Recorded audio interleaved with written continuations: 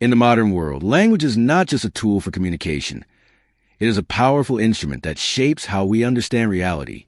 One of the most effective ways language is used to influence society is through euphemism, the art of softening harsh or unpleasant truths. By choosing specific words, leaders and institutions can mask the true nature of their actions, making them more palatable to the public. This manipulation of language is not a new concept, but its widespread use in contemporary politics, business, and media has significantly transformed how we perceive events and policies. Consider how terms like collateral damage are used to describe civilian casualties in military operations. Instead of using direct and confronting language like civilian deaths, the phrase collateral damage makes the loss of innocent lives seem like an unavoidable side effect of a larger, more justified mission. The term collateral damage is sanitized, almost clinical, and its detached tone makes the atrocity easier to accept, both by those who carry out the actions and by the public. This linguistic shift serves to distance the listener or viewer from the harsh reality of war, leading to a more passive acceptance of the consequences. Similarly, the financial world uses euphemisms to obscure potentially harmful economic policies. Take the example of quantitative easing, a term that refers to the central bank's practice of creating money to inject into the economy. Rather than saying the government is essentially printing money to bail out financial institutions, this term makes the process sound like a sophisticated, technical solution. It's no longer about financial manipulation, but rather about managing the economy in a scientifically measured way. By presenting complex and controversial actions in a more acceptable light, euphemisms allow the public to feel less threatened and more supportive of these measures, even if they do not fully understand the consequences. This linguistic manipulation works on a psychological level as well. Studies by Stanford psychologist Albert Bandura have shown that people are more likely to accept harmful actions when they are framed in sanitized, clinical terms. Bandura's research into euphemistic labeling reveals that when actions are presented using neutral or formal language, it becomes easier for individuals to distance themselves from the negative outcomes of those actions. People are more likely to support or justify policies that, under normal circumstances, they might oppose simply because the language used to describe them feels more rational and less emotionally charged. The impact of these linguistic manipulations extends far beyond military and economic policies. The media, too, plays a crucial role in shaping public perception through the use of euphemisms. Take, for example, how corporate bailouts during financial crises are often labeled as economic stimulus rather than corporate welfare. The term economic stimulus conjures images of government stepping in to support the economy, but it masks the reality that large corporations are receiving massive amounts of taxpayer money while ordinary citizens struggle. In contrast, when the government provides assistance to individuals, it is often labeled as handouts, a term that carries negative connotations and implies dependence. This subtle shift in language creates a psychological divide, where the same action is viewed very differently depending on who is receiving the benefit. Euphemisms also create a sense of legitimacy around policies that, if described truthfully, might spark outrage. For instance, the military invasion of Iraq in 2003 was described by the U.S. government as Operation Iraqi Freedom. This framing made it appear as though the invasion was a humanitarian effort, aimed at freeing the Iraqi people from a tyrannical regime. In reality, it was a military campaign with strategic and political motives, but the use of euphemistic language redefined it as a noble cause, thus gaining public support and minimizing opposition. The strategic use of language to manipulate public opinion is not limited to any one country or culture. It is a universal feature of power structures. Whether in the United States, Europe, or other parts of the world, those in power understand the importance of controlling the narrative. In Greece, for example, austerity measures were not referred to as economic hardship for the population. Instead, they were presented as structural adjustment programs designed to ensure fiscal stability. This reframing of the truth allowed the government and international institutions to maintain support for their policies, even as the population endured severe economic consequences. In all these cases, language does not merely reflect reality. It constructs it.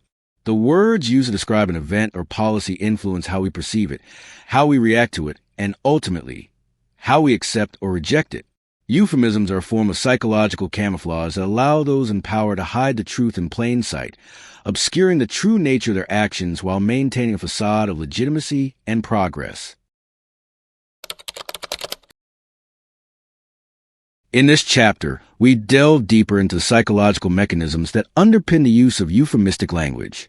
While it may seem like a simple tool for softening unpleasant truths, the strategic use of euphemisms is actually deeply rooted in human psychology. It taps into how we perceive and process information, especially when that information is emotionally charged or conflicts with our existing beliefs. Understanding the psychological foundations of linguistic manipulation is crucial to recognizing how language can shape our thoughts, beliefs, and actions without us even realizing it. The concept of euphemistic labeling, as explored by renowned psychologist Albert Bandura, reveals that people are more likely to accept harmful or negative actions when they are framed in neutral or sanitized terms. Bandura's research on the psychological effects of euphemism shows that when people are presented with a situation using language that seems clinical, technical, or detached, they are more likely to disassociate from the moral implications of the action. This disassociation allows individuals to rationalize or even justify actions that they might otherwise find morally or ethically unacceptable. Consider how the term collateral damage is used to describe civilian deaths during military operations. When soldiers or politicians use this term, the violence and loss of innocent lives become abstracted, reduced to a mere byproduct of a larger mission. The language depersonalizes the issue, removing the emotional weight and making it easier for people to accept it. The same can be said for other terms like enhanced interrogation instead of torture or waterboarding. These euphemisms create a psychological distance, allowing those who engage in or support such actions to feel less accountable for the harm caused. This psychological distancing is not merely an intellectual exercise. It affects our emotions and it influences how we behave. Bandura's findings suggest that euphemistic language helps reduce cognitive dissonance, the discomfort we feel when our actions conflict with our values. By using language that is detached or clinical, people can reconcile their behavior with their moral framework. This makes it easier for individuals to support policies that might otherwise be seen as unethical or unjust, as the euphemisms make those policies appear less harmful or more justified. The use of euphemisms also plays a crucial role in shaping our perception of authority and legitimacy. When political leaders, corporate executives, or media outlets employ sanitized language, they are not just trying to mask unpleasant truths. They are actively working to maintain their legitimacy in the eyes of the public. By framing policies, actions, or events in a more acceptable way, those in power can maintain a positive image and reduce the likelihood of opposition or backlash. In the context of corporate and government policies, euphemisms are often used to downplay the negative impact of certain actions. For instance, the bailout of large banks during the 2008 financial crisis was often described as financial stabilization or economic rescue. The term bailout carries negative connotations of corporate greed and irresponsibility, but by using terms like stabilization, the government was able to present the action as a necessary measure to protect the economy. The use of these euphemisms allowed people to accept the bailout, even though it primarily benefited large financial institutions at the expense of ordinary citizens. Similarly, when the government implements austerity measures during economic crises, these policies are often framed as fiscal responsibility or economic reforms.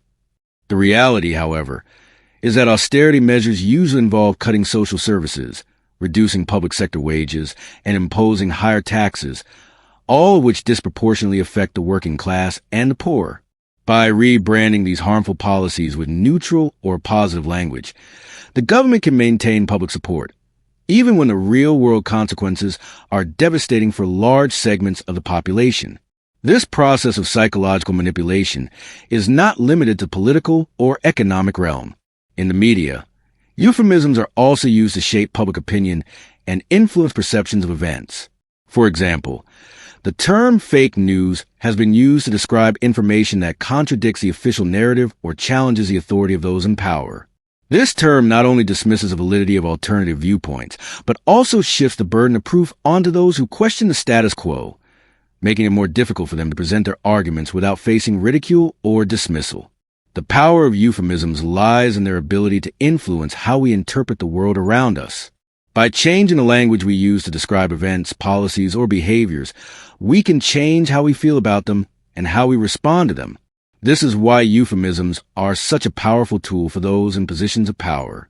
They enable the powerful to manipulate the masses without overt coercion or force. Instead, they rely on subtle psychological tactics to shape our beliefs, attitudes, and behaviors in ways that benefit them. This psychological manipulation can also extend to our personal lives.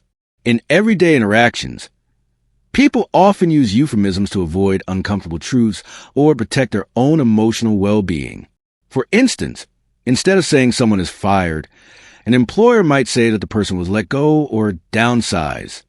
This softens the blow of the bad news and allows both the employer and the employee to avoid the discomfort of confronting the reality of job loss. In relationships, euphemisms are often used to avoid confrontation or to protect someone's feelings. For example, instead of saying you're lying, one might say you're not being completely honest. This less direct approach allows for a more diplomatic conversation, but also hides the true nature of the problem, making it harder to address the underlying issue directly. As we can see, the use of euphemistic language is not just a tool for those in power to manipulate the masses.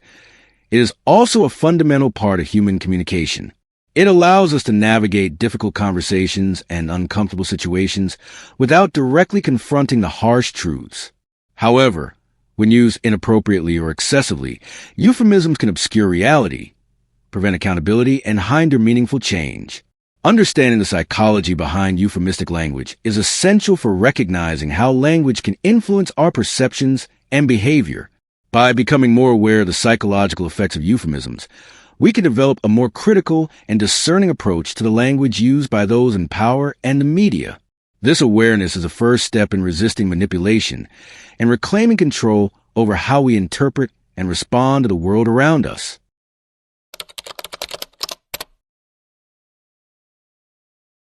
In this chapter, we will explore how euphemisms are used strategically in politics and business to manipulate public perception and shape the narrative in ways that benefit those in power. Whether it's a government framing military operations as humanitarian missions or corporations rebranding bailouts as economic rescues, euphemistic language serves to obscure the true nature of actions, making them more palatable to the public and easier to justify. By examining these examples, we can better understand how euphemisms are not just linguistic tools, but integral to the maintenance of power in modern society. One of the most powerful examples of euphemistic manipulation in politics is the way in which military actions are framed. The U.S. invasion of Iraq in 2003 is a clear case of how euphemisms can be used to mask the true nature of a military intervention. The U.S. government referred to the invasion as Operation Iraqi Freedom, a phrase that conjured images of a humanitarian mission aimed at liberating the Iraqi people from a tyrannical dictator. However, the reality was far more complex, with strategic, political, and economic motives at play. By presenting the invasion as a mission of freedom, the government framed it in a way that made it easier for the public to support, even though the human and financial costs were significant. This manipulation of language allowed the government to frame the war as a righteous cause, obscuring its true intentions. Similarly, euphemisms are often employed when discussing military casualties. For instance, the term collateral damage is frequently used to describe civilian deaths during military operations. While this term may sound less harsh than civilian casualties or deaths, it serves the purpose of depersonalizing the loss of life and distancing the public from the moral implications of war. By using such terminology, governments can mitigate the emotional response to violence, allowing the public to accept the loss of innocent lives as an unfortunate but necessary consequence of military action. The same use of euphemistic language can be observed in economic policies. When governments implement austerity measures, they often refer to them as fiscal responsibility or economic reforms. These terms frame the actions as necessary steps toward economic stability, even though they typically involve cuts to social services, reduced public sector wages, and increased taxes for ordinary citizens. By using terms that sound more neutral or even positive, the government can avoid the backlash that might occur if these policies were presented as what they truly are: harsh measures that disproportionately affect the poor and middle class. Another example of euphemism in politics is the use of the term quantitative easing by by central banks. This phrase, which refers to the practice of creating money to inject into the economy, sounds technical and neutral. However, it essentially describes the act of printing money, which could lead to inflation and devaluation of currency. By using this euphemistic term, central banks are able to present the process as a carefully calculated financial strategy rather than an emergency measure that could have long-term consequences for the economy. In the world of business, euphemisms are also employed to shape public opinion and deflect criticism. One of the most telling examples of this is the way in which corporate bailouts are framed during times of economic crisis. When large corporations receive taxpayer money to stay afloat, this is often referred to as an economic stimulus or financial stabilization. These terms suggest that the bailout is a necessary measure to protect the economy and preserve jobs. In reality, however, these bailouts often benefit the wealthiest corporations and their executives, while leaving ordinary citizens to bear the brunt of the economic fallout. Take the 2008 financial crisis. For example, the U.S. government injected trillions of dollars into the banking system through a series of bailouts, presenting them as an essential step to prevent a complete economic collapse. The euphemism financial stabilization helped mask the reality that these actions were primarily aimed at protecting large financial institutions that had made risky bets, rather than helping the millions of people who lost their homes, jobs, and savings during the crisis. By framing the bailout as a stabilizing force, the government was able to gain public support, even though the true beneficiaries were the corporations that caused the crisis in the first place. Similarly, in the aftermath of the 2020 COVID-19 pandemic, the government distributed financial aid to both corporations and individuals. While assistance to large corporations was often described as economic recovery or stimulus programs, the support given to individuals was referred to as handouts or welfare. The language used to describe these programs reveals a clear bias. Corporate aid is framed as a vital investment in the economy, while aid to individuals is portrayed as a dependency-inducing handout. This stark contrast in language influences how the public perceives these forms of aid. By using terms that carry positive connotations for corporations and negative ones for individuals, those in power are able to shape public opinion in a way that maintains support for corporate interests, while making the assistance provided to ordinary people seem less legitimate. The power of euphemisms in politics and business lies not just in the language itself, but in the psychological effects they have on public perception. The use of euphemisms allows policymakers and business leaders to frame their actions in a way that makes them seem more acceptable, even when they are controversial or harmful. By presenting a policy or action using neutral or positive terms, the emotional weight of the decision is reduced and it becomes easier for the public to accept it. This phenomenon is known as framing, and it plays a crucial role in how we interpret events and make decisions. Research in psychology and behavioral economics has shown that the way information is framed can significantly influence our attitudes and behaviors. For example, studies have demonstrated that people are more likely to support a policy if it is framed as a necessary measure to protect jobs or promote economic stability, even if the policy actually benefits the wealthy at the expense of the poor. In a similar vein, framing military actions as humanitarian interventions or freedom operations makes them more palatable to the public, even when the true motives may be less noble. This psychological manipulation is effective because it taps into our desire to believe in the legitimacy and fairness of our leaders and institutions. We are more likely to accept a policy or action if it aligns with our values and beliefs, even if that policy has harmful consequences. The use of euphemisms in politics and business is not merely a matter of semantics. It is a strategic tool for controlling the narrative and shaping public perception. By framing controversial policies and actions in a more acceptable light, those in power can maintain support and legitimacy, even in the face of public opposition. Euphemisms serve as a psychological buffer, allowing individuals to rationalize decisions that might otherwise be viewed as unethical, unjust, or harmful. Understanding the role of euphemisms in politics and business is crucial for recognizing how language can be used to manipulate public opinion and maintain power. By becoming more aware of the language used by those in positions of authority, we can begin to question the narratives they present and think more critically about the true motivations behind their actions. Only through this awareness can we begin to break free from the psychological manipulation that perpetuates the status quo and work toward a more transparent and just society. In this final chapter, we will explore how to confront and resist the psychological manipulation embedded in euphemistic language, and how to develop a critical awareness that allows individuals to break free from the illusions created by those in power. By recognizing the tactics used to control and influence public perception, we can begin to question the narratives presented to us and make more informed, conscious decisions. Understanding the mechanisms of manipulation is the first step toward empowering ourselves and others to navigate the complex world of language and power. The first and perhaps most crucial step in resisting psychological manipulation is to build emotional awareness. We must learn to recognize when our emotional responses are being triggered by the language we encounter, particularly when that language is designed to provoke a strong reaction.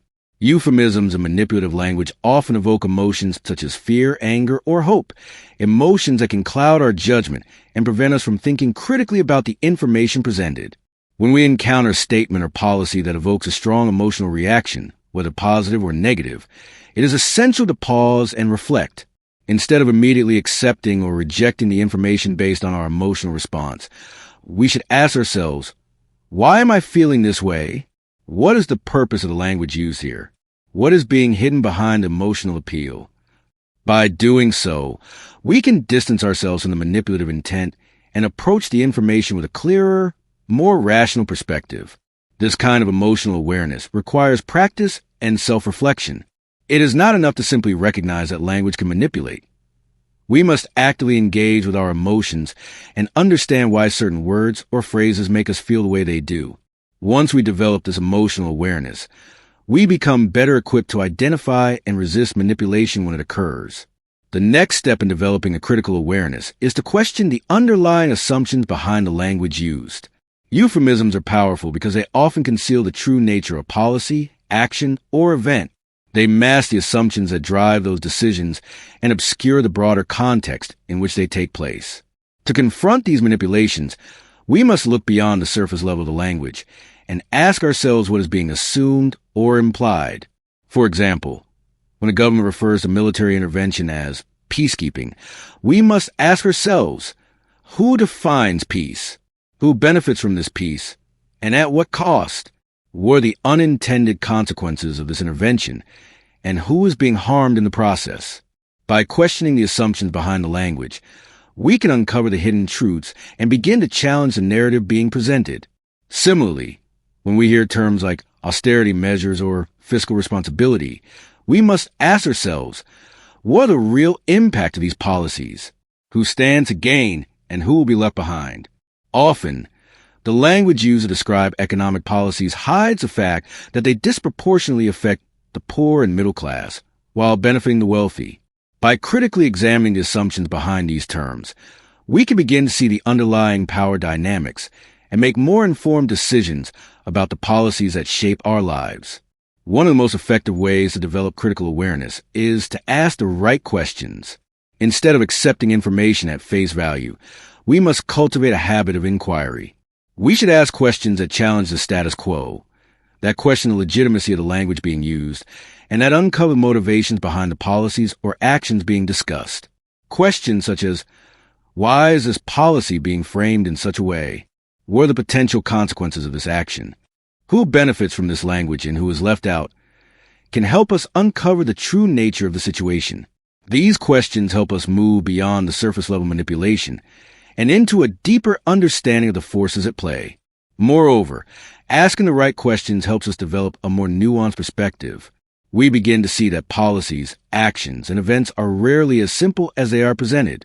By questioning the language, we open up the space for alternative interpretations and potential solutions that may be hidden by the dominant narrative. In today's world, media and social platforms play a central role in shaping public perception.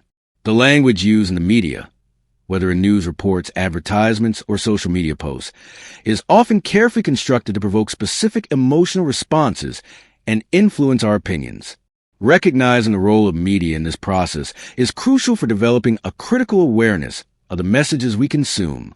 The media often employs euphemisms to frame events in a way that aligns with certain political or economic interests.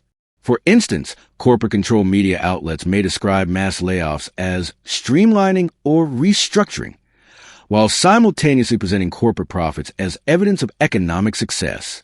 Similarly, political leaders often use media platforms to frame their policies in a positive light, while downplaying the negative impacts on vulnerable populations. To resist this manipulation, we must be critical consumers of media. This means not only questioning the language used, but also considering the broader context in which the information is presented. Who owns the media outlet? What are their interests? Whose voices are being heard? And whose voices are being silenced? By asking these questions, we can begin to deconstruct the messages we receive and develop a more informed, independent perspective. Finally, while individual awareness is essential, it is not enough on its own. To truly resist the psychological manipulation embedded in euphemistic language, we must take collective action. This means working together with others who share a similar understanding of how language can be used to control and manipulate. Only through collective efforts can we challenge the dominant narratives and bring about meaningful change. Collective action can take many forms, from engaging in public discourse and participating in activism to advocating for policy changes and demanding greater transparency from those in power. The key is to build solidarity with others who are also aware of the manipulative tactics at play and to work together toward a more just, equitable, and transparent society. By asking the right questions, fostering emotional awareness, and building collective action, we can begin to break free from the psychological manipulation that pervades our political, economic, and social systems. As we become more aware of the ways in which language shapes our thoughts and behaviors, we can make more informed choices and contribute to a more just world. In conclusion, developing an awareness of the psychological manipulation embedded in euphemistic language is crucial for resisting its effects. By building emotional awareness, questioning underlying assumptions, asking the right questions, understanding the role of media, and taking collective action, we can begin to free ourselves from the illusions created by those in power. Awareness is a first step toward reclaiming our ability to think critically and independently, and to resist the manipulation that seeks to control our thoughts and actions.